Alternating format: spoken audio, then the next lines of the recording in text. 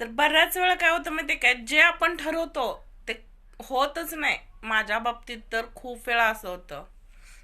आता उद्या माझा लग्नाचा वाढदिवस होता आणि मी ठरवलेलं, आता मी खूप वर्षानंतर एकत्र आलोय तर वाढदिवस अगदी म्हणजे साध्या पद्धतीनं, पण मंदिरात वगैरे जाऊन हाताला मेहंदी काढायची, अगदी नवरीसारखं म्हणजे नटायचं असं ठरवलेलं. तर घ्या, आजारी पडले मी. आता बघू उद्या काय होतंय ते. तब्येत थोडी ठीक असेल तर 2-3 वेळा तरी जाऊन आले हॉस्पिटलला. पण बघू आता उद्याच्या ह्याच्यावरती कळेल की बाबा तब्येत ठीक असेल तर प्लॅनिंग, नाही तर नाही. हे असं माझ्या बाबतीत तर नेहमी होतं. तुमच्या बाबतीत कधी होतं का?